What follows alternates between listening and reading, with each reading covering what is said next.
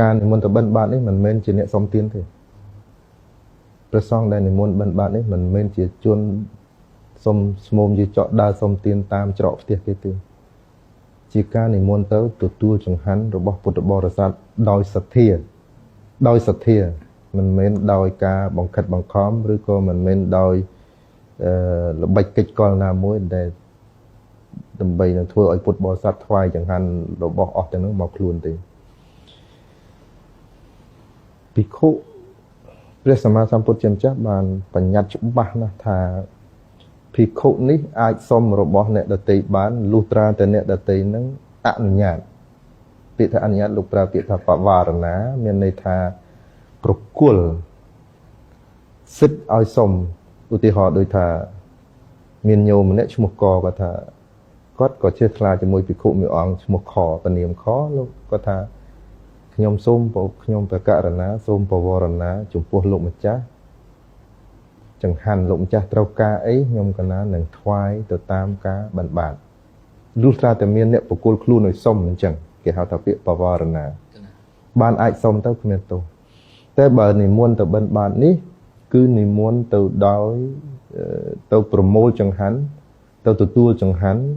ដោយសទ្ធាពីពុទ្ធបរិស័ទមិនអាចទៅសុំគេដាក់បាតហើយពុទ្ធបរិស័ទលោកដាក់បាតហើយមិនអាចទៅសុំសៀវភៅមិនអាចទៅសុំបិណ្ឌបាតកសាងវិហារកុដិសាលាខ្វះនេះខ្វះអត់ទេគឺទៅទទួលចង្ហាន់ដោយស្ងាត់ស្ងៀមភិក្ខុអង្គណាភិក្ខុសង្ឃអង្គណាសាមណេរអង្គណាសុំពុទ្ធបរិស័ទត្រូវការនេះត្រូវការនោះខណៈពេលដែលបាត់នេះជាការខុសឆ្គងជាការខុសវិន័យអត់អាចសុំបានទេហើយមិនអាចទៅគោះទ្វារបានទេមាន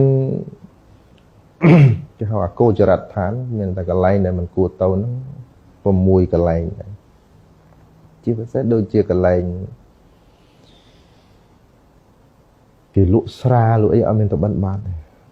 គ្រឿងសង្វឹងគ្រឿងអីដែលជារបស់សង្គមគ្រឿងនេះទៅគ្រឿងសង្វឹងគ្រឿងអីអាកន្លែងគេទៅជួបបិណ្ឌបាតនេះមិនបានទេ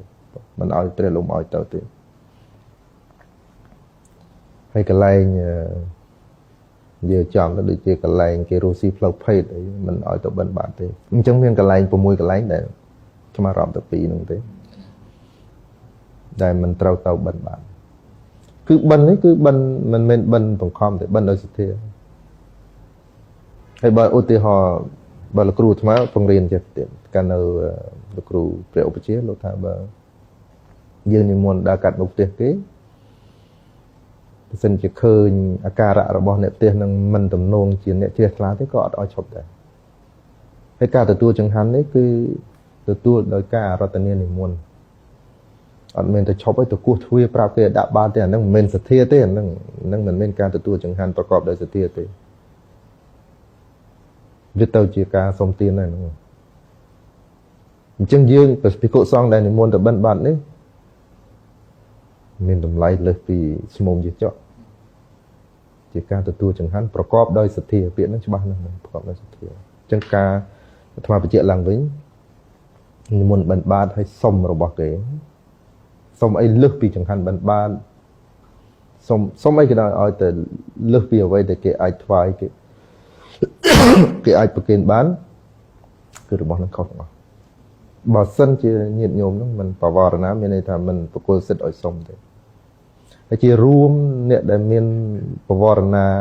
ករណីបវរណាហ្នឹងមានតិចតួចបំផុតដែរអាត្មានិមន្តបិណ្ឌបាតដែរជាណាស់ទៅចឹងបិណ្ឌ2ដងអីចឹងទៅហើយពុទ្ធបរិស័ទលោកមែនទេលោកដាក់ចង្ហាន់ដាក់អីហ្នឹងក៏ទៅតាមអ្វីដែលលោកមានប៉ុណ្ណឹងទេណា